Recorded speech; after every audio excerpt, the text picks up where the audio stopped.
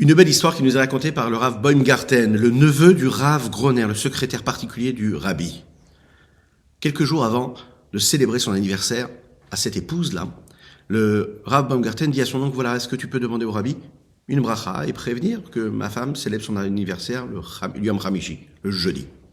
Il comptait prendre le dollar, recevoir le dollar du Rabbi, quelques jours après, donc le dimanche, comme le Rabbi avait l'habitude de le faire. Le Rabbi va ajouter un dollar en disant bonne grossesse, souhaitant une bonne grossesse et souhaitant que cet enfant soit en bonne santé.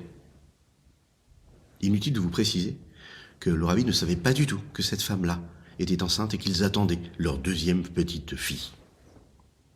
Il va ajouter un dollar pour la nouvelle qui concernait l'anniversaire en souhaitant Shnat Hatzlacha, une bonne année d'Hatzlacha. Bien sûr, vous l'imaginez bien, le neveu et l'oncle se sont regardés. Ils ne comprenaient pas du tout ce qui s'était passé. Enfin, si, ils comprenaient. Le Rabbi savait déjà que cette femme-là était enceinte. Comment? Miracle, comme d'habitude. Boker Tov les Koulam. Bonjour à toutes et à tous. Je suis infiniment heureux de vous retrouver en cette magnifique matinée que Dieu nous offre sur la terre. Cette fête de Pessah se passe magnifiquement bien, puisque c'est la joie d'Akadosh Baruch Hu. Peu importe où nous sommes, ce que nous faisons, ce que nous sommes, ce que nous pouvons recevoir physiquement, matériellement, on doit le savoir. Akadosh Baruch Hu est avec nous. Tout ce que nous vivons, c'est une petite pierre à cet édifice-là qui nous amène vers la construction du Beth Amikdash. Les difficultés sont des moments où on est là pour prendre des forces, et ce ne sont même pas des difficultés qu'on doit vivre en tant que telles. Oui, ce ne sont pas juste des mots, il faut se le dire tous les jours, tous les matins. Modéani, on remercie Akadosh Baruch Hu pour tout ce qu'il nous donne, et on prend les forces pour faire tout ce que nous avons à faire. Donc bonjour à toutes et à tous, Moedim les Simcha, à Gout Moed, en fonction de votre communauté. J'espère que vous allez bien. On va démarrer ce Tania dans quelques instants et je suis infiniment heureux de vous retrouver en cette magnifique matinée que Dieu nous offre sur la terre. Oui, bien sûr.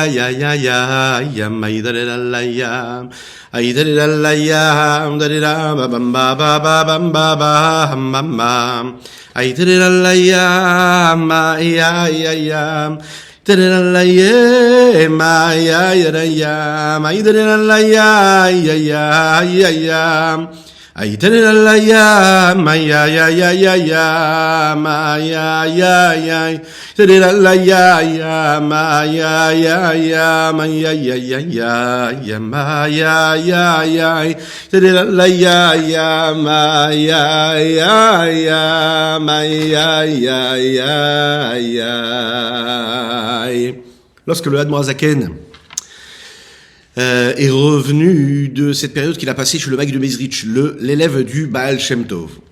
Il est revenu de cette période-là qu'il a passée là-bas, initiatrice du chemin de la Chassidus, puisqu'on savait que Admor Hazaken était un très très grand maître, un très très grand sage du Talmud, avant d'approfondir la Chassidut. Et il a appris cette Chassidut-là auprès de son maître, le Maguide de Mezrich. Lorsqu'il est rentré chez lui, il n'a pas été accueilli, comme vous l'imaginez, à cette époque-là, il y avait ceux qui étaient contre complètement le mouvement de la Chassidut. Et bien sûr, dans sa famille, il y avait des proches qui étaient contre cela, et ils n'ont pas compris pourquoi est-ce que tu as été étudier la Chassidut, qu'est-ce que tu as appris de si particulier, qu'on ne peut pas apprendre dans la Gemara, dans le Talmud. Il n'y a pas plus a priori élaboré que le Talmud pour comprendre la Torah. Pourquoi est-ce que tu as été là-bas, et qu'est-ce que ça t'a appris de plus dans la Chassidut? Et le Admor Hazaken de leur répondre en 2 mots. J'ai appris qu'il y avait un Dieu. Donc toutes ces années de Talmud, t'as pas pu comprendre qu'il y avait un Dieu. Mais qu'est-ce que tu dis ici? Alors ils ont répondu, il a dit, mais on comprend pas, cher maître. C'est que même la servante ici, non juive, je suis sûr que si on l'appelle, on lui demande est-ce que tu sais qu'il y a un Dieu, elle dira oui. Est-ce qu'il y a un Dieu? Oui, il y a un Dieu. Ils appellent la servante. Et elle répond, oui, bien sûr, il y a un Dieu. Le Admor Hazaken leur a dit comme ça. Elle dit qu'il y a un Dieu. Mais moi, je sais qu'il y a un Dieu. Et c'est pas pareil. La Chassidut, elle est là pour nous faire prendre conscience. Et dans cette conscience-là, la connexion qu'il y a entre cette idée-là, qu'il y aurait un Dieu, et ce que nous sommes chacune et chacun d'entre nous. Dans tout ce que nous avons en nous, dans la vie de tous les jours, dans notre quotidien, de ce que comprendre, saisir, connecter, ce qu'on peut comprendre, ce que l'on dit avec ce que l'on ressent, ce que nous sommes. Ça, c'est la particularité de la chassidoute. Dieu ne reste pas une idée comme ça extérieure à nous. C'est notre réalité, c'est notre vie. On ne peut pas se couper de cela. Dieu, c'est pas juste à un moment quand on ouvre le livre de prière. Dieu, c'est à chaque instant de notre vie, dans tout ce que nous entreprendrons. Voilà ce que le Rabbi Shneur Zalman a répondu. Dans cette petite histoire-là, il y a quelques questions. Première chose, a priori, tout le monde sait qu'il y a un Dieu. Logiquement, une personne de bonne foi. C'est vraiment le cas de le dire, de bonne foi. Le Admor HaZaken, est-ce que lui ne savait pas qu'il y avait déjà un Dieu et qu'il avait besoin de voyager jusqu'au Maguid de Médriche pour comprendre qu'il y a vraiment, et saisir vraiment ce que ça veut dire, qu'il y a Dieu? Qu'est-ce qu'il a appris de si particulier chez le Maguid de Médriche? Et puis, nous, comment est-ce que nous, on peut réussir à passer de cet état-là où on dit, oui, je dis qu'il y a un Dieu, à l'étape où nous disons, je sais qu'il y a un Dieu. Quelle est la différence entre dire et savoir et comprendre, saisir? Qu'est-ce que ça veut dire la da'at? On a développé ensemble, dans le chapitre précédent, le 41, comment est-ce qu'à l'intérieur de nous-mêmes, nous avions ce sentiment, cette émotion-là, de crainte de Dieu, et qu'il fallait la développer, qu'il fallait la chercher en nous, que toutes et tous nous l'avions. Peu importe, elle est ancrée en nous, cette crainte de Dieu. Et elle est nécessaire, et elle est la petite pierre qui nous permet de construire tout cet édifice-là, qui nous permet de nous connecter à Akadosh Baruch Hu de la meilleure des manières. Dans le 42e chapitre que nous allons aborder aujourd'hui, on va comprendre comment y arriver. Après nous avoir dit dans le Pérec 41, qu'est-ce que c'était cette Yirat Shamayim? Comment on peut y arriver? Comment on peut arriver à cet objectif? Comment on peut développer nos sentiments, nos émotions? Comment on va comprendre et dévoiler et développer comment quand chacun d'entre nous, il y a une force particulière qui provient de celle de Moshe Rabbeinu, de sa Neshama en l'occurrence, qui nous permet avec facilité de développer un sentiment, une émotion d'Yirat Shamayim, de crainte de Dieu. Et on va comprendre que c'est quelque chose de difficile, mais pas vraiment. On va comprendre que Moshe nous donne la force pour cela. Et comprendre que ce que c'est le da'at véritable. Pour commencer, on va rapporter ce que le Talmud nous dit dans la Masechet Brachot, très Brachot, Lamed Gimel Bet. La Gemara rapporte les paroles de Moshe Rabbeinu dans le Chumash Devarim, le Sefer Devarim, la Parashat Eikev. Il dit comme ça, Vata Israël ma Hashem Elokecha, Shoel meimcha, kim liira et Hashem Elokecha. Et maintenant, toi, peuple juif, qu'est-ce que Dieu attend de toi, si ce n'est que tu le craignes. La seule chose qu'il attend de nous, c'est que nous le craignons, Dieu. Dans nos mots à nous, ça veut dire que Moshe Rabbeinu dit au peuple juif, il dit, qu'est-ce qu'on vous demande? On vous demande pas la lune, on vous demande pas le soleil, on vous demande pas quelque chose de difficile. La seule chose qu'on vous demande, c'est quoi? Yirat Shamayim, de craindre Dieu. C'est quoi? C'est si compliqué? La Gemara répond quelque chose. Ici, elle dit, a priori, cette question-là, répond quelque chose à ce que dit Moshe Rabbeinu, qui est encore plus difficile à comprendre que ce qu'il y a à comprendre dans la question de Moshe Rabbeinu.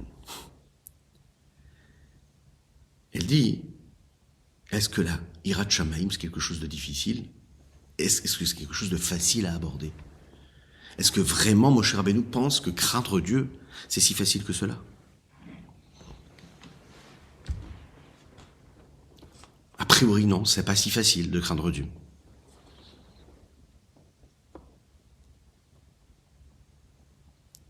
L'Echaim.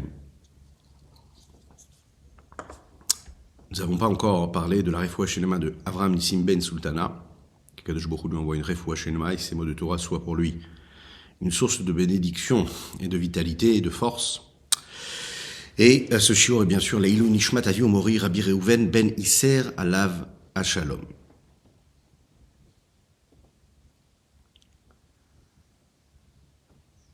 Nous avons tous la possibilité d'avoir la crainte de Dieu. Alors d'un côté, c'est quelque chose de très abordable, c'est proche de nous, c'est Moshe Rabbeinu qui le dit. D'un autre côté, c'est quelque chose qui nous paraît très difficile. Avoir la crainte de Dieu, c'est réussir à vivre à 100% toute sa vie, tout son quotidien, en oubliant sa propre volonté et en étant dans la matérialisation de la volonté d'Akadosh Baruch Hu, de Dieu. C'est ne pas avoir de volonté propre.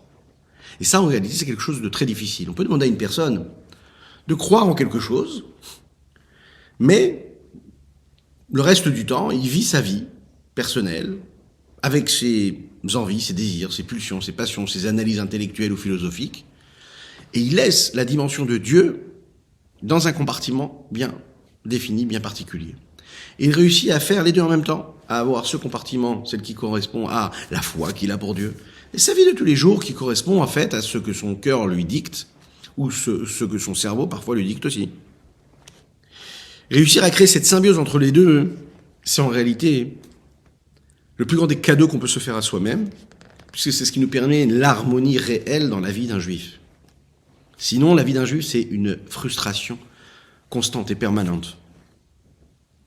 Le véritable bonheur, c'est de comprendre comment on est connecté en fait à cette nécessité-là d'être à 100% dans cette quête permanente de crainte de Dieu. Regardons ce que le Tanya nous dit ici. Chapitre 42, Perek Membet. Veine. Et voici donc, Bemash, Nidber, ce qui est expliqué. Les Eil, par rapport à ce qu'on a dit plus haut. Binyan Iratata, au sujet de la crainte de base, c'est-à-dire la crainte inférieure. Qu'est-ce qu'il y a dans cette crainte inférieure? C'est de ne pas faire l'inverse de la volonté de Dieu. Et après qu'on ait expliqué la façon avec laquelle on peut atteindre cette crainte-là. Comment grâce à la hitbonenut, à la réflexion, à l'élaboration qu'on est capable, au discernement qu'on est capable d'atteindre, parce qu'on va réfléchir à la grandeur d'Akadosh Baruch Hu, la grandeur de Dieu. Yuval Etev, on pourra comprendre ce qui est dit dans la Gemara, Berachot en l'occurrence. Al pasuk vata Israël ma'Hashem Elokecha meimach, ki im l'ira et Hashem Elokecha. On a rapporté ce verset-là qui dit que maintenant, toi, peuple juif, qu'est-ce qu'Akadosh Baruch Hu te demande, si ce n'est juste de le craindre? Et la Gemara de poser la question, Atu ira miltaz ou tartaï? Est-ce que la crainte c'est quelque chose de facile, au point qu'on lui dise, tu sais, la seule chose qu'on te demande, c'est de le faire? Dans la Gemara, on rapporte une réponse là-bas et on dit, oui, les gabé Moshe miltaz ou tartaï, vechoulé. Chez Moshe Rabbeinu, pour Moshe Rabbeinu, oui, la crainte de Dieu, c'est quelque chose de facile. C'est la raison pour laquelle il dit, qu'est-ce qu'on vous demande? On vous demande juste de craindre Dieu. Et dans la Gemara, on nous rapporte ça. On nous dit que quand on demande à quelqu'un quelque chose qu'il a dans la main, par exemple, ok? Alors, comme il a dans la main, ça lui paraît quelque chose de petit. Mais quand on demande cette même chose à quelqu'un qui n'a pas cette chose dans la main, ça lui paraît être quelque chose de grand. La même chose avec Moshe Rabbeinu. De la même manière que dans sa main, il y a cette crainte-là. C'est-à-dire que, on le sait très bien que Moshe Rabbeinu, c'était l'être qui avait la crainte de Dieu la plus grande, la plus élevée.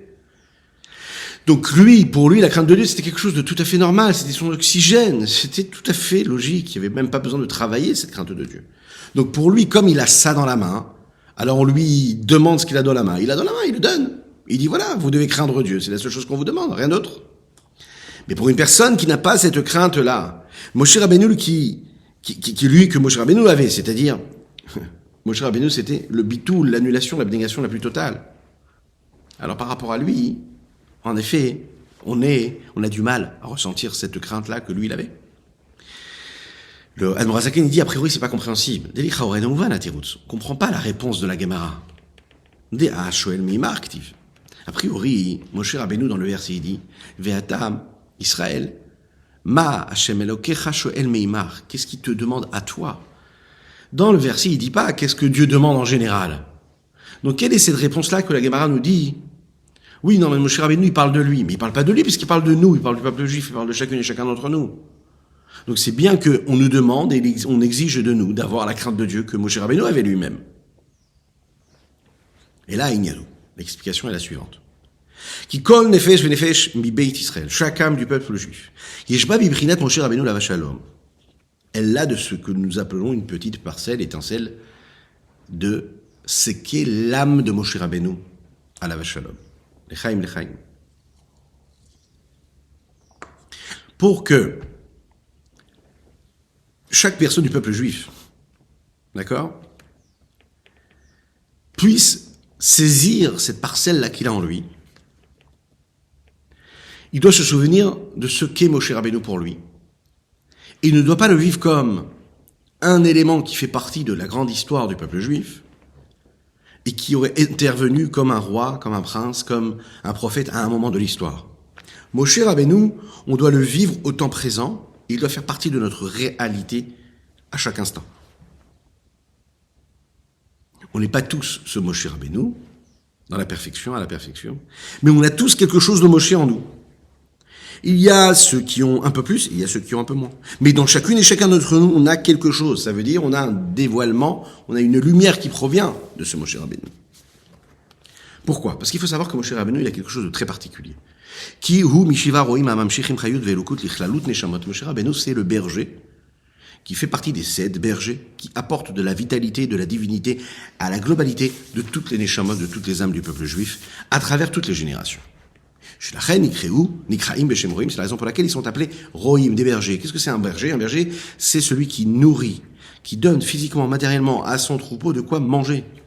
Mais il y a aussi le berger spirituel, c'est-à-dire de donner de la vitalité divine à toutes les créatures, à toutes les neshamot du peuple juif qu'il y a dans chaque génération. Et ça, c'est ce que Moshe Rabbeinu faisait.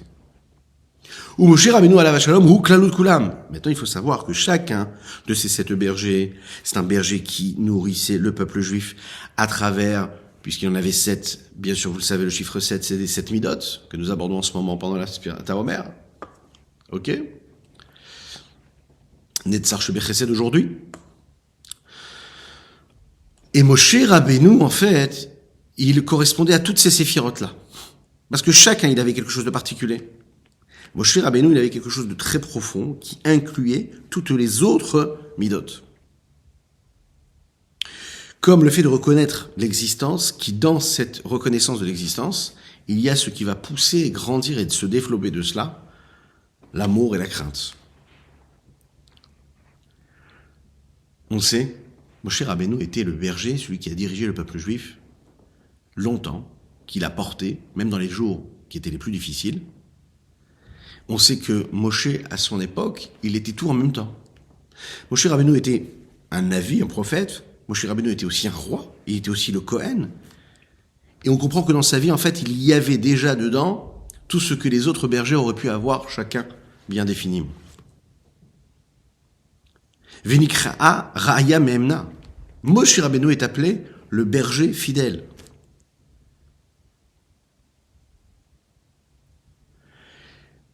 Akadosh Baruch Hu lui dit, toi tu n'es pas juste un serviteur à moi, tu n'es pas juste un serviteur. Moshe, tu n'es pas juste un prophète. Moshe, Bechol Bitin Emanu.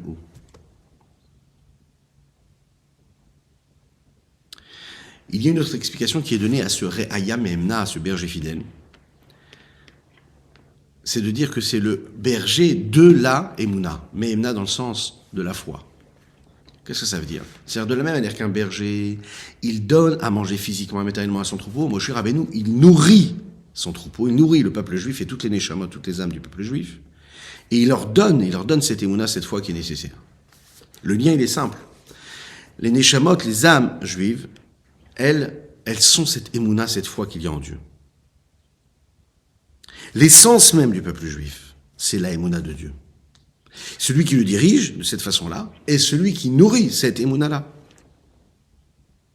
Qu'est-ce que ça veut dire être le berger de la foi ? C'est tout simplement de nourrir, de donner.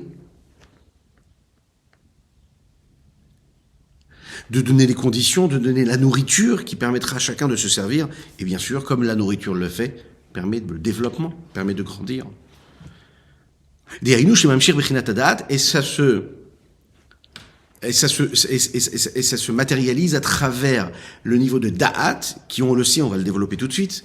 Le da'at, c'est cette connexion, c'est le savoir, et c'est le rattachement, la connexion, la symbiose et l'union qu'il y a entre l'intellect et les sentiments et les émotions.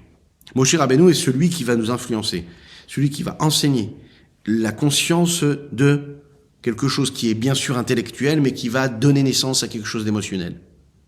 C'est celle qui rentre dans l'émotion. C'est la reconnaissance, c'est le raisonnement, c'est la compréhension et l'influence que ça a sur les différentes émotions. Ça va leur permettre de les diriger comme il faut et un petit peu comme tous les autres 7 berger, on sait que Moshe Rabbeinu aussi va permettre aux Juifs de se parfaire, de se polir, de corriger ses midotes, ses vertus et ses différents traits de caractère. La seule différence, c'est que Moshe, lui, il va le faire avec tous nos traits de caractère, ce qui n'est pas le cas des autres roïm qui vont travailler une des midotes, une de ces vertus-là, de ces traits de caractère. Il donne ce da'at-là, l'iklalou d'Israël, au peuple juif, les da et Hashem, afin qu'ils sachent, qu'ils connaissent Dieu. Kol echad kefi asagat nishmato, en fonction de sa neshama, qu'ils puissent, chacun a fait, en fonction de son niveau, saisir Dieu. Vinikata, les ma'ala, ce mot-là, juste avant, ou veshorcha les ma'ala. Et en fonction de cette mida, en fonction de ce qu'est la source et la racine de cette âme-là, parce que toutes les âmes ne sont pas les mêmes, elles n'ont pas une provenance qui est semblable l'une à l'autre, chacun en fonction de ce dont il vient. Sa racine est mala en haut. Vinikata mishoresh nishmat Moshe Rabbeinu alav shalom, et la façon avec laquelle elle va se nourrir de la racine de l'âme de Moshe Rabbeinu, qui est au-dessus de toutes les âmes et qui nourrit toutes les âmes. Comment? Ameshreshet bedaat hailion shebeser sfirot da'atzilut, qui est enraciné, qui a cet ancrage de la Oussa dans la conscience suprême qu'il y a dans les 10 séphirotes du monde Atzilut. Et les séphirotes du monde Atzilut, on le sait, les séphirotes d'Atzilut, elles sont en connexion directe avec ceux qui les créent, c'est-à-dire Dieu. Les 10 séphirotes du monde Atzilut, elles ont une forme qui n'en est pas une, puisqu'elles sont au-dessus de toutes les limites, puisqu'elles sont dans le monde Atzilut. Dans le langage du Rambam, Maïmonide, chez Uvedato Echad Vehu Hamada. On l'a dit dans les premiers chapitres du Tanya, Akadosh Baruch Hu lui-même, lui et ce qu'il sait, c'est une seule chose. Lui et sa vie, c'est une seule chose. Lui et sa vitalité, c'est une seule chose. Il est aussi celui qui sait, celui qui est su, et celui qui est à travers ce qui va être su de ce qu'il est lui. En fait, il est tout en même temps. Donc il en ressort que quoi? Que quand on reçoit quelque chose à travers notre mida de da'at, notre séphira de da'at, chacune et chacun d'entre nous, et qu'on la reçoit à travers la neshama de Moshe Rabbeinu, l'âme de Moshe Rabbeinu, qui lui est en connexion directe avec ce qu'il y a de plus élevé, ce que nous appelons le da'at Elyon suprême, alors c'est ce qui permet la connexion avec l'infini du Saint béni soit-il. Lorsque le peuple juif s'est trouvé juste devant le Har Sinaï, le mont Sinaï, pour recevoir la Torah, il faut savoir qu'il n'y avait pas juste nos patriarches, nos pères, il y avait toutes les neshamot qu'il y a eu, qu'il y avait et qu'il y aura dans le peuple juif. Toutes étaient présentes. Elles étaient toutes là, elles ont tout entendu, comme une et seule et même oreille, ce qui a été dit ici. C'est à ce moment-là que les neshamot du peuple juif ont reçu cette conscience de l'infini. Et grâce à l'intermédiaire, et par l'intermédiaire de Moshe Rabbeinu. Ve'odzot yater laken, encore plus que cela. C'est-à-dire, plus que ce qu'on vient de dire, que chacune et chacun d'entre nous, on reçoit à travers la source et la racine de notre âme, qu'il y a à l'intérieur d'elle une étincelle de Neshama de Moshe Rabbeinu. Il faut savoir qu'on va recevoir aussi de nos sages, à travers les générations, à travers ceux qui ont écrit, ceux qui ont façonné, ceux qui ont constitué ce peuple juif à travers les générations. Comment? Bechol dorvador yordin nitzutzin mishmat Moshe Rabbeinu alav shalom. En chaque génération, il y a des étincelles de l'âme de Moshe Rabbeinu qui descendent, ou mitlapshin de gouf nefesh, et elles s'habillent dans le corps et dans l'âme. Et non pas dans le corps grâce à l'âme qui a déjà arrivé en premier, mais comme le corps de Moshe Rabbeinu. Ça veut dire que dans leur corps, ils s'appellent aussi ce qu'on va appeler ici Moshe Rabbeinu. Et c'est précisément l'étincelle qui s'habille dans le corps et non pas seulement dans l'âme. Comme on sait que ce qu'il y a de plus grand s'habille dans quelque chose qui a de plus petit. C'est le corps du juif Bachar Banu Mikol Amim qui va changer, qui va se transformer. C'est pas juste une idée. C'est quelque chose de très physique, très matériel.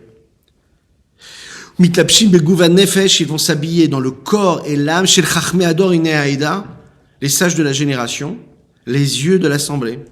Donc, d'une certaine façon, le Rabbi Shlomo Zalman, ce qu'il est en train de nous dire ici, c'est que dans chaque dirigeant du peuple juif, il y a quelque chose de Moshe Rabbeinu. Que ce soit de manière grande et assumée, ou que ce soit de manière un peu plus subtile. Puisque le but Et la fonction d'un dirigeant du peuple juif, c'est de transformer le peuple juif lorsqu'il en a besoin, c'est de le propulser, c'est de l'élever, et de l'impacter et de l'influencer partout où il est, au même moment, avec le même message. Comme Moshe Rabbeinu le faisait, diriger le peuple juif. Et dans les mots, de lui enseigner la conscience de Dieu, de la grandeur de Dieu, de le servir avec le cœur et l'âme.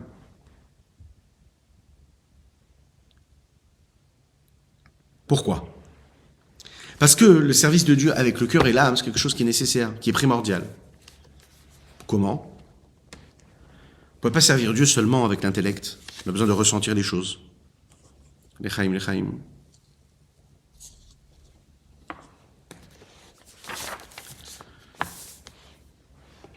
On a besoin, pour cela, d'un leader. On a besoin de ce Moshe Rabbeinu qui est là, dans chaque génération.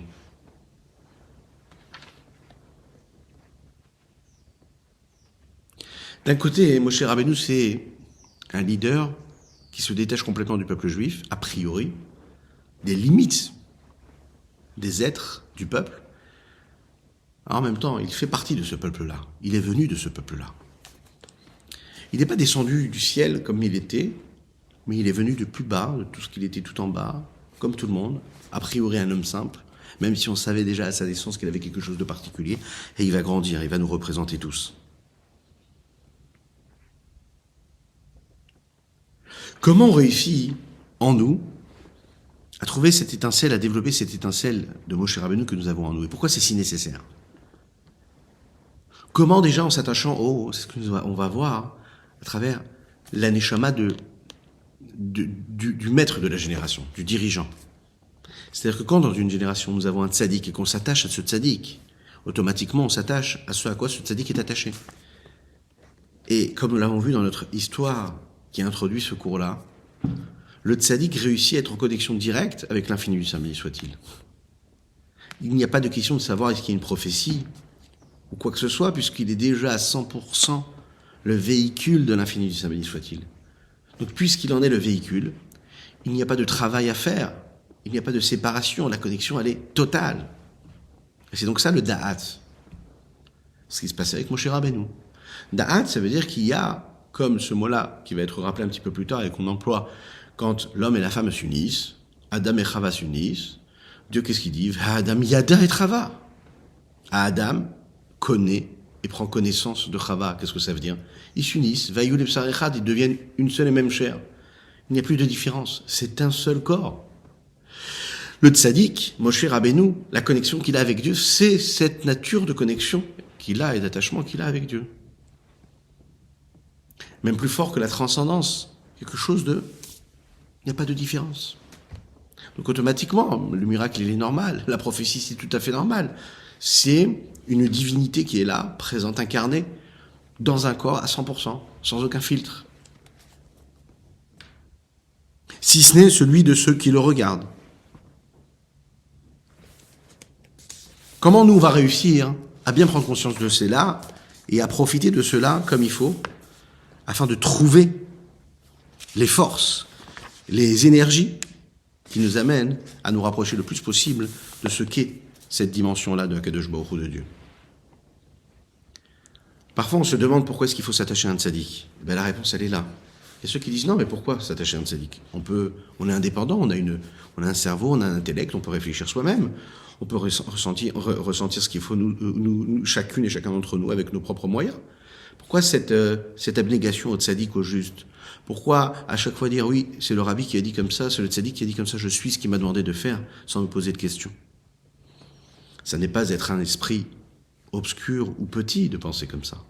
C'est au contraire avoir compris, avec la plus grande intégrité et simplicité, et abnégation, qu'en effet, il est beaucoup plus préférable de s'attacher à la porte du carrosse, quelque part, que de courir après le carrosse, par ses propres moyens, en disant « Ah, mais j'y arriverai, moi ». Attache-toi aux portes du carrosse, tu es sûr d'arriver à la bonne destination. Et le tzaddik, c'est ça, puisqu'il est en connexion avec Dieu et en connexion avec l'infini. L'Echaim.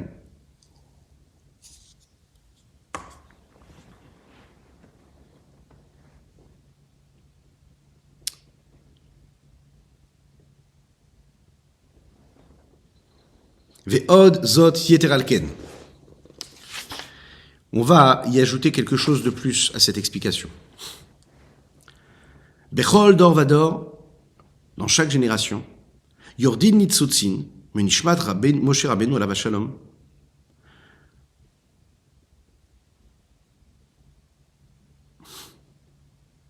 Nous l'avons dit. Qui ava shebelev ilifiadat, nous l'avons dit. Kemo shekatuv, comme il est dit, da et eloke avicha ve'ovdeu belev shalem benefesh rafetza. Da, apprends à connaître, à saisir et à te connecter à Dieu, à Akadosh Baruch Hu, ton Dieu. Et eloke avicha, le Dieu de tes pères. Ve'ovdeu belev shalem, et serre-le de tout ton cœur et de toute ton âme. Benefesh rafetza, une âme qui désire. C'est un passage qui est très fort, qui est puissant. Savoir Dieu, le servir avec le cœur. Quand on réussit à savoir et à se connecter à Dieu, alors à ce moment-là, on réussit à le servir avec notre cœur. On réussit à faire l'impasse de tout ce qui bouche ce cœur-là, qui le couvre, qui le voile. Quand on sert Dieu avec de l'amour, quand on sert Dieu avec de la crainte, c'est parce qu'on a réussi à mettre en relief ce da'at, cette connexion qui est nécessaire entre la compréhension et l'émotion.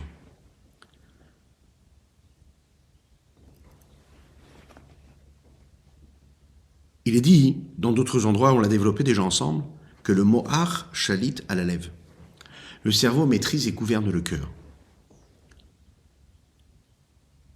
L'intellect et la capacité que nous avons de conscience permet de faire naître les différentes vertus, les traits de caractère que nous avons, et de les développer en fonction de ce qu'elles ont dans leurs outils, dans leurs capacités d'évolution. Et ce da'at-là permet cette connexion qu'il y a entre les deux. Elle permet de faire en sorte que ce que j'ai réussi à comprendre, ce que j'ai réussi à approfondir et analyser, va faire naître automatiquement, en connexion directe, une émotion, quelque chose de réel, que je vais vivre, que je vais ressentir dans mon être, au plus profond de mon être. Véléati d'Omer, le prophète Yirmiya le dit aussi également. On n'aura plus besoin d'enseigner la Torah chacune et chacun entre nous. On n'aura pas besoin de se l'enseigner, de l'étudier, si ce n'est même soi-même. C'est-à-dire que chacun pourra comprendre. Il saisira Dieu, il aura compris. Da et eloke avicha, c'est-à-dire que la conscience du divin, elle n'aura même plus besoin de passer par les sages de la génération, puisque cette connexion avec Dieu, elle sera totale et concrète et assumée. On aura tous la possibilité de la vivre. Pourquoi ? Parce que c'est l'essence même de la profondeur de la connexion que nous avons avec Dieu qui se développera, qui se dévoilera, et sera attachée dans un futur très proche.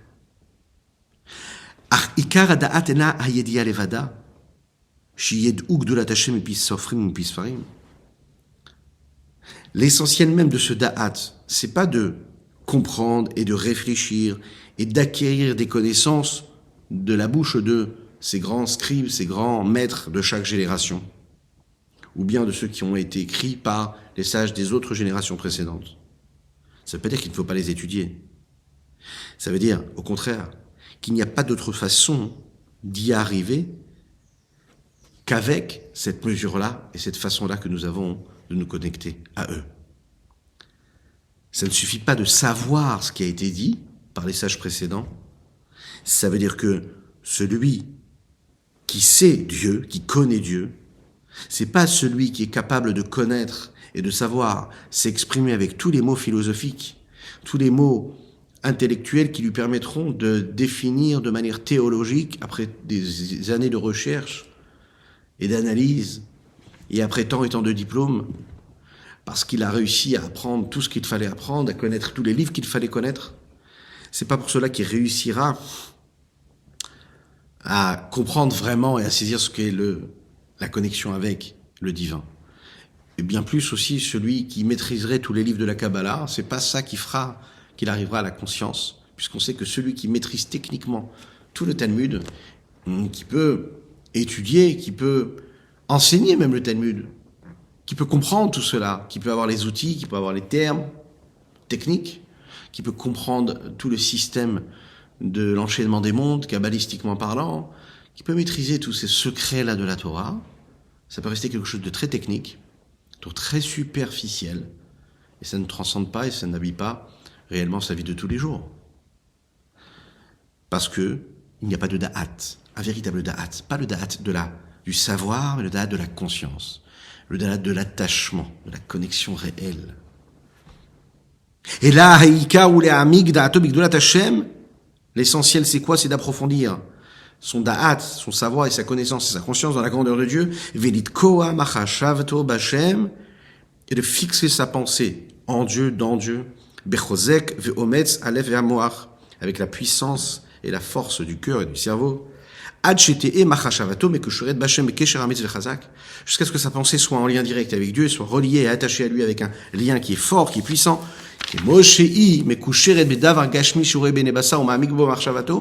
comme quelque chose qu'il voit avec ses yeux matériels, physiques, de chair et de sang, et dans lesquels il approfondit sa pensée.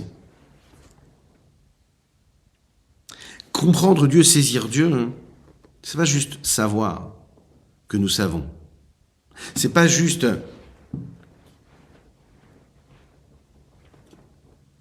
lui sait que Dieu existe, et si je lui demande est-ce que tu sais que Dieu existe, il dira oui.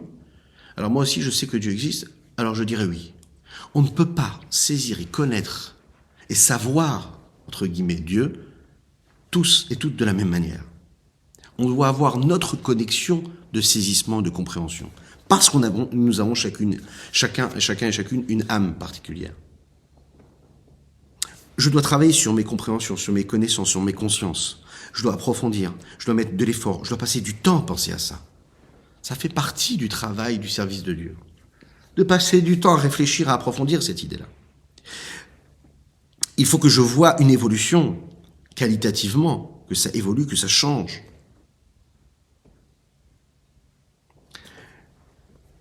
Lorsqu'on est capable, quand on voit quelque chose qu'on est capable de dire, je suis capable de dire qu'est-ce qui s'est passé, de quelle façon ça s'est passé, je suis rentré dans une pièce, j'ai vu tel et tel objet, il avait telle place, il avait telle taille, il avait telle et telle couleur, il avait telle fonction. Être capable de savoir Dieu, c'est de la même façon, c'est entrer dans le monde, c'est ouvrir les yeux le matin, et c'est de savoir, être conscient de ce que j'ai à faire, de celui que je suis, de ma mission, de mon objectif, et de savoir comment est-ce que Dieu il est dans ma vie, comment l'infini de Saint béni soit-il. Il est partout, tout le temps, à chaque moment, à chaque instant. Et je suis capable de montrer du doigt et de dire, voilà, c'est comme ça, c'est ça exactement. Kanoda, chez Da'at ou la Shon Hitkashrut, comme on sait que le Da'at, c'est un langage de Hitkashrut, de lien, de contact. Comme il est dit, Ve'ha'adam yada, qui moi, Ve'ha'adam yada et trava. Comme on l'a dit tout à l'heure, le lien, c'est l'unification, l'accouplement, c'est l'unité totale qui se crée, l'union totale qui se crée juste après. C'est la raison pour laquelle c'est seulement quand on étudie, qu'on entend sur l'existence de la chose, qu'on pourra savoir vraiment qu'on a à travailler et à recommencer tout le travail qui nous permettra de comprendre vraiment ce qu'il y a. Qu'est-ce que ça veut dire? Le fait d'entendre qu'il y a quelque chose, le fait même parfois de l'avoir vu, ça ne suffit pas. La da'at et Hachem, c'est d'être tellement conscient de la chose que d'être attaché avec cette chose-là. C'est pas que je sais qu'il y a quelque chose d'extérieur à moi. Il faut que ce soit quelque chose qui soit en pleine conscience. Savoir Dieu, c'est réussir en fait à vivre tellement pleinement ce message qu'il n'y a pas quelque chose d'extérieur à moi. Moshe Rabbeinu, il me donne cette force-là. Le tzaddik de la génération, il me donne cette force-là. Il me donne la possibilité que quand je comprends quelque chose, je réussis à changer mon existence. Je l'intériorise. Ça n'est pas juste une logique que j'ai saisie, que j'ai analysée, que j'ai compris. C'est quelque chose que je réussis à intégrer dans mes sens, dans tous mes sens. Non pas seulement intellectuel, philosophique, non pas seulement logique, mais un lien direct avec le message. Pas de théorie, quelque chose de conscient. C'est un travail qui est... Il n'y a pas assez de mots pour expliquer cela, parce que c'est tout ce que nous avons à faire. C'est le véritable travail que nous avons à fournir pour nous connecter à Hachem, pour accomplir la volonté de Dieu. Réussir vraiment à vivre pleinement le message. Et vous savez que là, c'est une promesse de nos maîtres. Quand on réussit à vivre cela, vous savez, c'est la plus grande des libertés. Là, on est dans la fête de Pessah, c'est la plus grande des libertés et de délivrance, parce que qu'est-ce qui empêche et qui bloque un homme dans sa vie de tous les jours? C'est souvent lorsqu'il est trop extérieur au message de connexion à Dieu. Donc lorsqu'il est trop extérieur, il vit face à cette contradiction, à lui, celle des autres, le monde qui l'entoure. Il vit face à ces frustrations qui sont créées par ces contradictions. Le véritable bonheur, c'est de réussir à comprendre comment on doit rechercher. Il nous l'a dit ici, Veitaka, il faut fixer du temps pour réfléchir à cela, à sa pensée, de se dire comment moi je peux me connecter, quelque chose qui transcende même le savoir, quelque chose qui me transforme. Vivre dans cette réalité d'Akadosh Baruch Hu, du divin. Voilà pour le Tanya d'aujourd'hui. Je vous invite à partager, à liker et commenter. C'est très important. Vous êtes de la force de cette étude. Nous avons étudié Leilou Nishmat, Avihu Mori, Rabbi Reuven Ben Isser, Alav Shalom. Et pour la Refoua Shelema totale et complète, il dit Amen ve Amen de Abraham Nissimani Raberto Ben Sultana. Que Dieu vous bénisse et à bientôt.